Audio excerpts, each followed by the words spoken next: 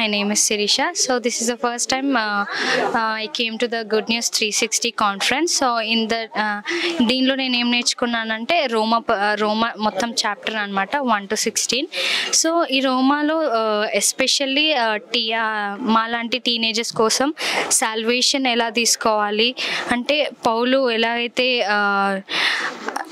Christians ఎలాగైతే non జూవిస్ Gentiles ఎలా అయితే విడిపోయి వాక్యం ద్వారా తన ప్రేమ ద్వారా క్రైస్తవులను కీర్తన 133 అధ్యాయంలో సెలవించిన ప్రకారం సహోదరులు ఎలా ఐక్యత కలిగి నివసించడం ఎంత మేలు ఎంత మనోహరం అని చెప్పిన ప్రకారం వాక్యం ప్రకారం పౌలు కూడా మనకు క్రిస్టియన్స్ అందరూ కలిసి ఉండాలి, ప్రేమతో ఉండాలి.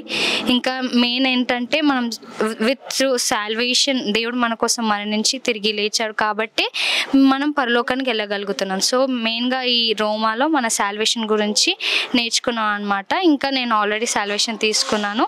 సో దీని ద్వారా నేను ఇంకా పాల్ ఎలా సేవ చేశాడు, తనలాగా నేను ఇంప్రూవ్ ఎలా చేసుకోవాలి అని నన్ను నేను పాల్ లాగా ఎలా రిప్రజెంట్ చేసుకోవాలని నేను నేర్చుకున్నాను. Thank you for this opportunity to giving this that I can learn so many things like sir Daniel and pastor Daniel and David sir that వాళ్ళు మాకు మీట్ అయ్యి మాకున్న టీనేజర్స్కి ఉన్న క్వశ్చన్స్ అన్ని కూడా క్లారిఫై చేశారనమాట.